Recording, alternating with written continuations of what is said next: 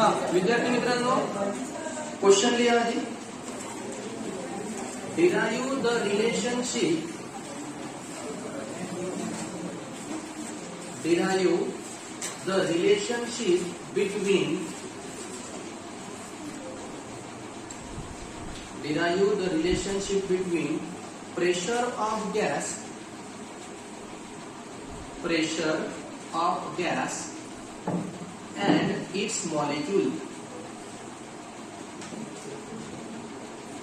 Derive the relationship between pressure of gas and its molecule.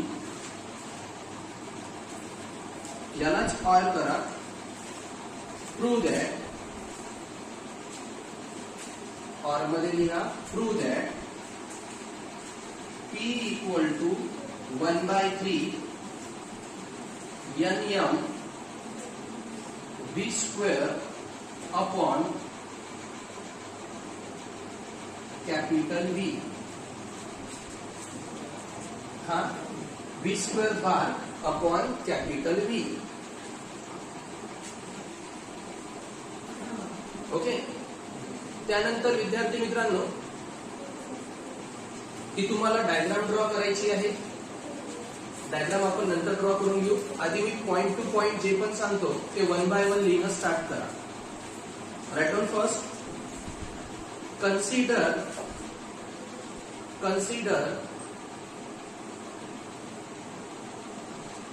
n mole of gas. Consider n mole, small n लिहाल. Consider n mole of gas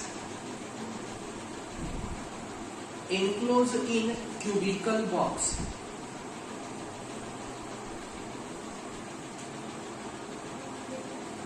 Consider n mole of gas enclosed in a cubical box having length L. Having length L. Capital L लिहा.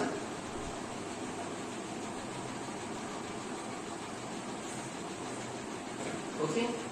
तर विद्यार्थी मित्रांनो, आधी आपण n mole of gas consider केला आणि तो gas n mole of gas consider केला आणि तो कशामध्ये एनक्लोज केला? Cubical box. कशामध्ये? Cubical box. त्या क्युबिकल बॉक्सची मी लेंथ किती घेतली? Capital L. आता हे जे आपले गॅस मॉलिक्यूल आहे हे कंटिन्युअसली रॅन्डम इन मोशन असणार. मी म्हटलं रॅन्डमली इन मोशन म्हणजे काही परफेक्ट मोशन आहे का त्याला? नाही. रॅन्डमली आधी हा मॉलिक्यूल गेला, त्यानंतर कोणता दुसरा मॉलिक्यूल जाणार. These gas molecules are continuously in random motion. ते काय होत जाणार? त्या क्युबिकल बॉक्स वर स्ट्राईक होणार, डबल रिटर्न येणार. स्ट्राईक होणार, पुन्हा काय येत जाणार? रिटर्न. लिहा next point. These gas molecules are continuous in random motion.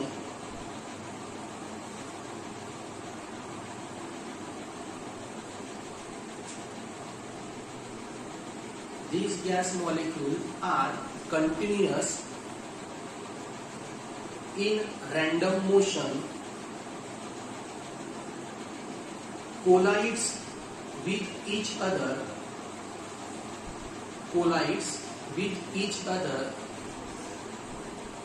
collide एकमेकावर आदळणे, collide with each other and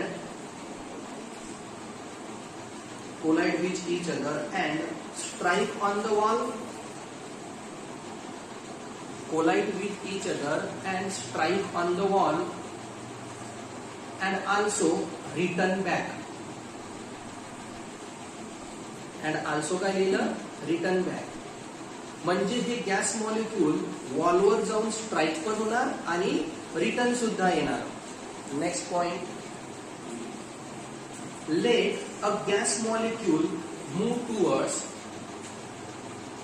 Let a gas molecule move towards x-axis.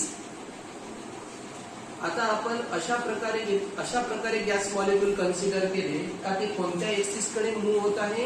X axis. Let a gas molecule move towards X axis. with velocity Vx, with velocity Vx, strike on the wall and return, strike on the wall and return.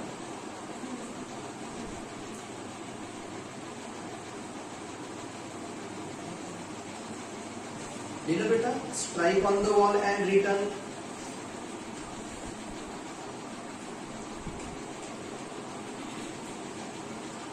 याचं meaning समजलं. Gas molecule आपले कोणत्या साईडला गेले आता? X axis डायरेक्शननी काय होत आहे? मूव्ह. एक्स एक्सिस डायरेक्शननी मूव्ह होत आहे आणि तिची व्हेलॉसिटी किती घेतली आपण? Vx. त्याखाली therefore the momentum is given by, therefore the momentum is given by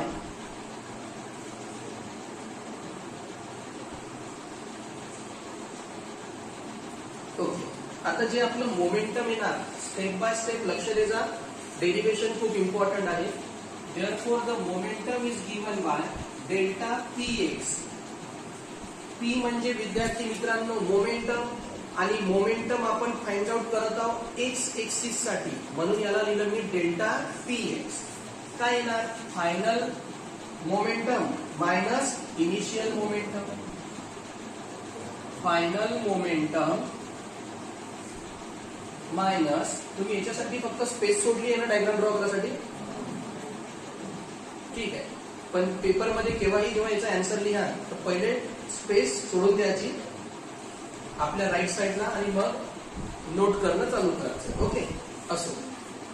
तर फायनल मोमेंटम मायनस येणार initial momentum, again delta px as it is. मला सांगा याचं जे फायनल मोमेंटम राहणार, मोमेंटम काय असते रे? Mass into velocity. मोमेंटम काय असतो?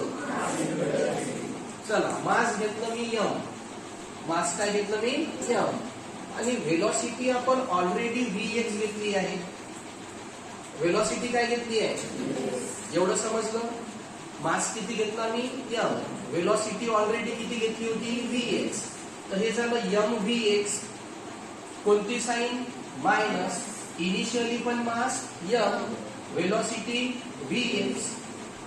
बट जे फायनल मोमेंटम आहे त्याची साइन मी निगेटिव्ह घेतली.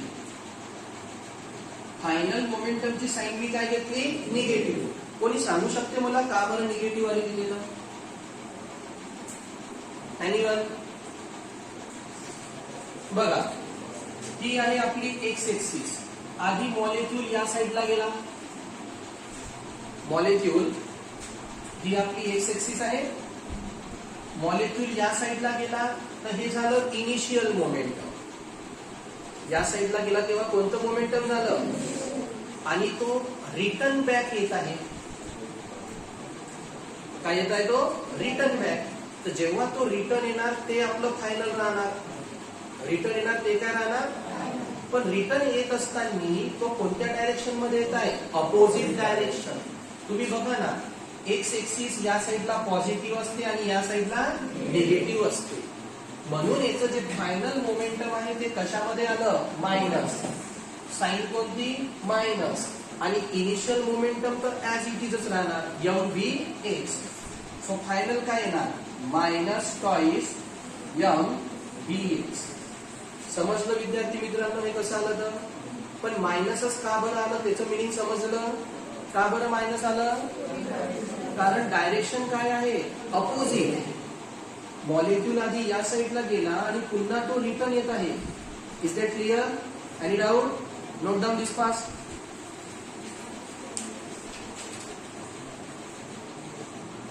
त्यानंतर विद्यार्थी मित्रांनो जे आपलं मोमेंटम आलं आहे, मोमेंटम किती आलं आपलं?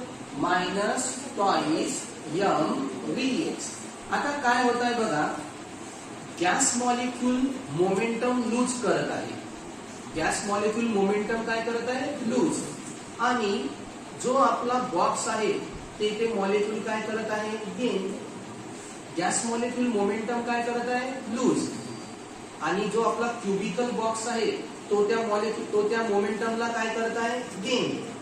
म्हणून जेव्हा आपण देतो the gas molecule lose its momentum but cubical box gain the momentum. The gas molecule loses momentum but cubical box gain the momentum. Therefore,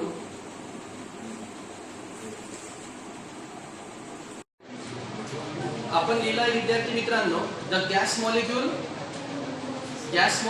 loses momentum and cubical box gain its momentum. Therefore, त्या खाली लिहा, therefore changing momentum equal to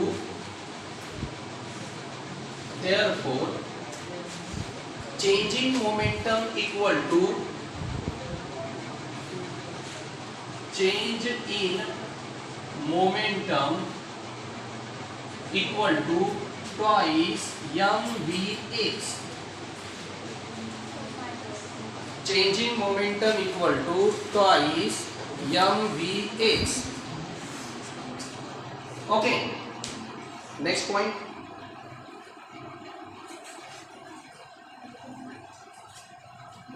आता मला सांगा विद्यार्थी मित्रांनो, जेव्हा हे मोमेंटम चेंज होत आहे किंवा आपलं मोमेंटम होत आहे, तर हा गॅस मॉलिक्यूल आहे, हा क्युबिकल बॉक्स आहे. हा गॅस मॉलिक्यूल्स आधी क्युबिकल बॉक्स वर जातो आणि डबल काय येतो, रिटर्न. आधी क्युबिकल बॉक्स वर काय होतो, स्ट्राईक, आणि डबल काय येतो, रिटर्न. तर गॅस मॉलिक्यूल किती डिस्टन्स ट्रॅव्हल करत असणार? गॅस मॉलिक्यूल डिस्टन्स किती ट्रॅव्हल करत असणार? कारण गॅस मॉलिक्यूल आधी स्ट्राईक होतो आणि मग रिटर्न जातो. इथं लेंथ किती आहे? क्युबिकल बॉक्सची लेंथ किती आहे, एल.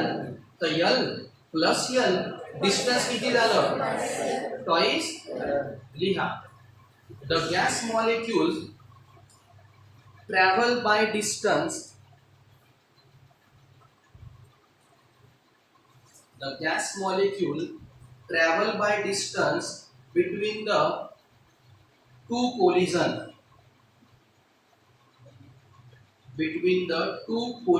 Collision म्हणजे काय? स्ट्राइक होणारी पहिले पण जातो आणि डबल कोलाइड होऊन वापस येतो. Between the two collision is twice L.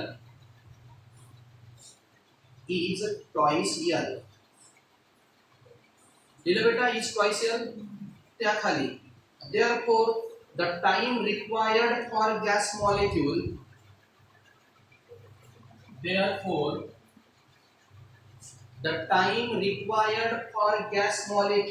is given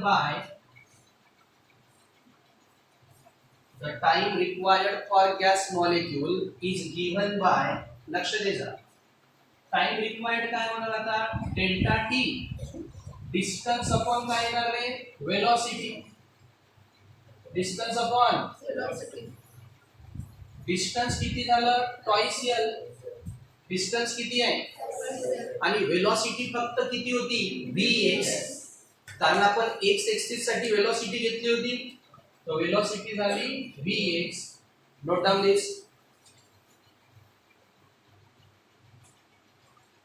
one by one एक एक व्हॅल्यू काढायची आहे आपल्याला. झालं, टाइम रिक्वायर्ड काढला, त्यानंतर लिहा now average force equal to,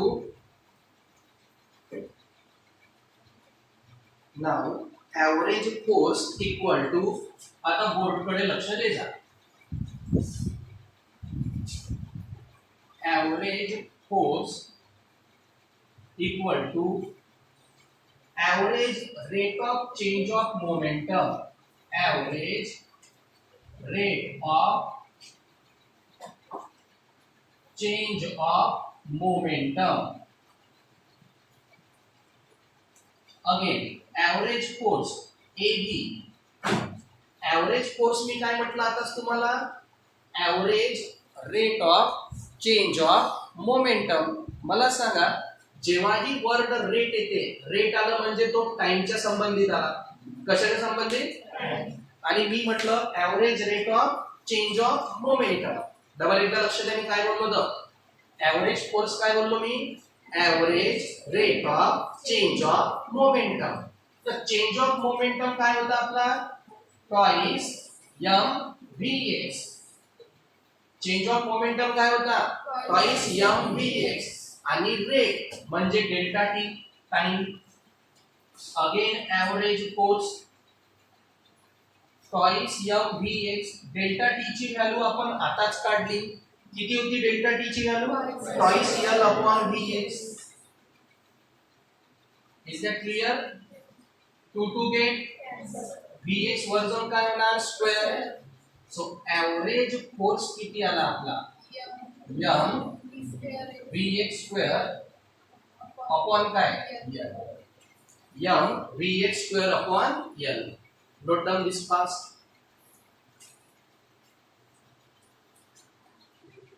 त्यानंतर लिहा विद्यार्थी मित्रांनो, हा जो आपण फोर्स काढला हा फक्त एका मॉलिक्यूल साठी काढला. लिहा, consider other molecules, consider other molecules 2, 3, 4 dash dash dash. Consider other molecules 2, 3, 4 dash dash dash having velocities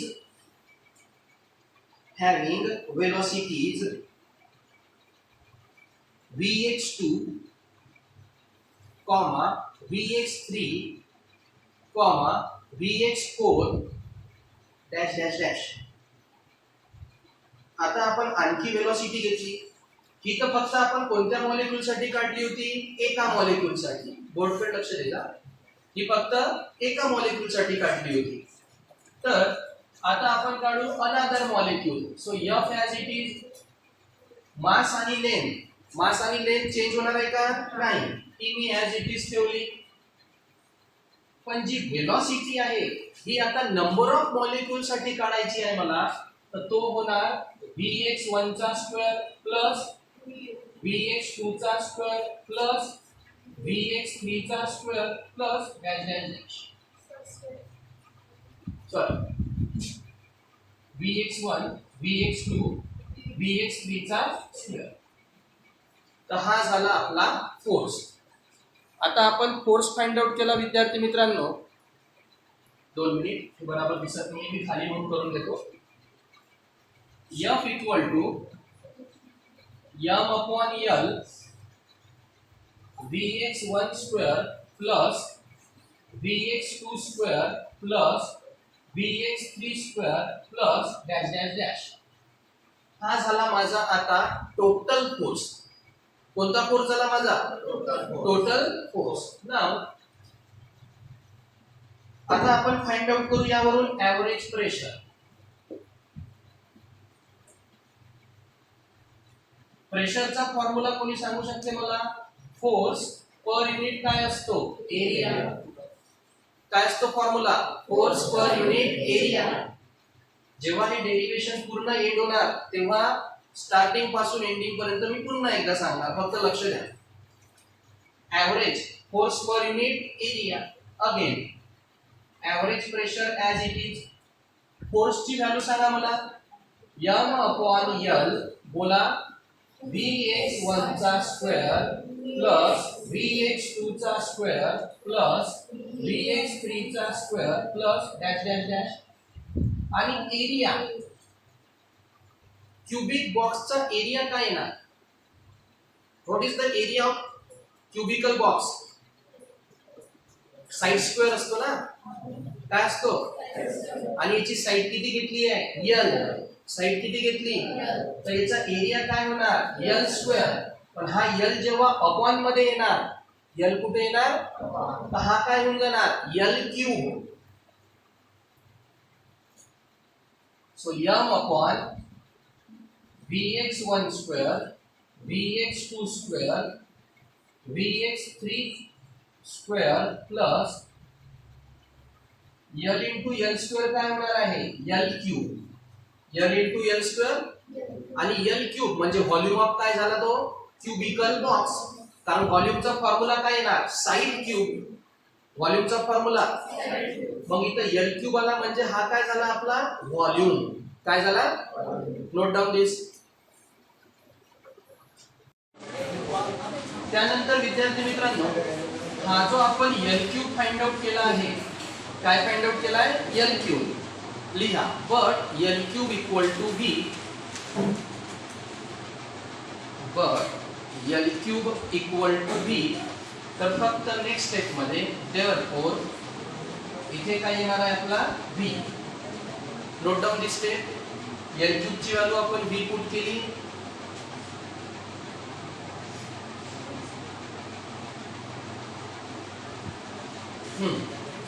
after that most important step आहे, थोडस बोर्डकडे लक्ष द्यायचा सर्वांनी. खूप इम्पॉर्टंट स्टेप आहे. The average mean square. आपण लिहिलं आहे the average mean square velocity is, but तिथं वर्ड मी कोणता लिहिला आहे? ॲव्हरेज. ॲव्हरेजचं मिनिंग काय असते? तुम्ही जितके नंबर घ्याल त्याच नंबरने त्याला काय करावं लागते? Divide. The average mean square velocity म्हणजे एक्स एक्सिस. कोणती एक्सिस? एक्स एक्सिस साठी मी ॲव्हरेज मीन स्क्वेअर वेलॉसिटी काढत आहोत. म्हणजे एक्स एक्सिस कडे जितके पण मॉलिक्यूल जाणार आहे, एक्स एक्सिस कडे जितके पण काय जाणार आहे मॉलिक्यूल, त्या सगळ्यांचा average. So Vx1 square, Vx2 square, Vx3 square plus up to Vnx square. मग मी किती मॉलिक्यूल घेतले विद्यार्थी मित्रांनो? n molecule. किती मॉलिक्यूल घेतले? जे कोणाकडे मूव्ह होणार आहे एक्स एक्सिस, तर अपॉन किती येणार आहे? n. अपॉन किती येणार? हा n जर मी या साइडला येऊन मल्टिप्लाय केला तर काय होणार? Vx² into n equal to बोला Vx1 square plus Vx2 square plus Vx3 square plus dash dash dash up to किती? Vnx चा होल स्क्वेअर. मग Vx1 चा स्क्वेअर, Vx2 चा स्क्वेअर, Vx3 चा स्क्वेअर, या ठिकाणी मी कोणती व्हॅल्यू लिहू शकतो आता? Vx² into n. काय लिहू शकतो मी? म्हणजे जे आपलं ॲव्हरेज प्रेशर येणार, hence average pressure equal to m as it is, m as it is. आणि हा जो ब्रॅकेट होता Vx1 square, Vx2 square, Vx3 square, त्या ठिकाणी मी काय लिहू शकतो? Vx² n अपॉन किती आला? v. इथपर्यंत समजलं? Yes or no? Note down fast.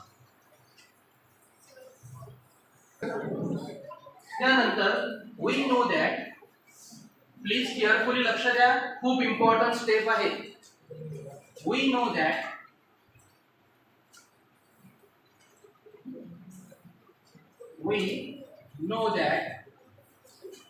जी आपली टोटल वेलॉसिटी राहणार आहे, मीन स्क्वेअर वेलॉसिटी जी टोटल राहणार आहे, ते तिन्ही एक्सिस ची ऍडिशन राहणार. म्हणजे जे मॉलिक्यूल एक्स कडे जाणार, काही मॉलिक्यूल वाय कडे जाणार, तर काही मॉलिक्यूल झेड कडे जाणार.